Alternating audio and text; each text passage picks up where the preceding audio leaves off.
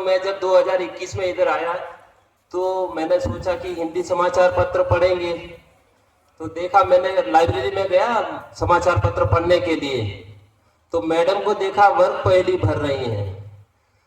सीधा मैडम के पास गया, मैंने कहा अभी मेरा काम हो गया, कम से कम वर्क पहेली तो बहुत सालों के बाद भर रहा हूँ, क्योंकि वहां जब मणिपुर गया तो 3 साल तक कोई वर्क पहेली नहीं, समाचार पत्र ही नहीं, तो वर्क पहेली का तो सवाल ही नहीं। तो मैडम का वो जो साथ मिला, जब भी कभी हमें समय मिलता था मैडम वर्क पहेली भरती थी, मैं सीधा जाकर उनके पास बैठता था। ऐसा मैं कभी किसी मैडम के पास ही बैठा नहीं, वो मैडम से वर्क पहेली का इतना अच्छा हमारा जुड़ाव था। तो मैं सबने सबकी बात कह दी, मैं भी एक मैडम को उपाधि देता हूँ कि वो वर्क पहेली की क्वीन है और सुडोकू की भी क्वीन है। सुडोकू भी वो 10 मिनट में भर लेती है। मैंने देखा है कि मैं सुडोकू में उनके पास बैठता हूँ तो मुझे वो ज्यादा समझ में नहीं आता, पर वो सुडोकू 10 मिनट में तो कंप्लीट। उसके बाद जब मैं आया तो एग्जाम इंचार्ज मुझे मिला, मैंने कहा ये रिजल्ट बनाना ये तो मुझे नहीं आता है। फिर मैडम आई और मुझे रिजल्ट दिया कि सर मैंने तो रिजल्ट बना लिया है।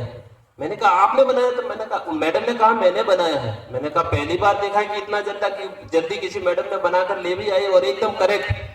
तो कभी कभी मेरे से भी गलती होती थी तो मैं रिजल्ट में उनको पूछता था मैडम ये कैसे होता है, तो उन्होंने कभी मना नहीं किया है, उन्होंने हमेशा साथ दिया है और अच्छे से बताया जो भी उन्होंने हमें सिखाया है, उनके लिए मैं बहुत बहुत धन्यवाद देता हूं उनको और हमेशा उनको याद रखूंगा। और मैं उनको कहता हूं कि आप जहां पर भी जाए स्वस्थ रहे और हमेशा हंसमुख रहे, जैसी आप अभी पॉजिटिव है वैसी ही रहे।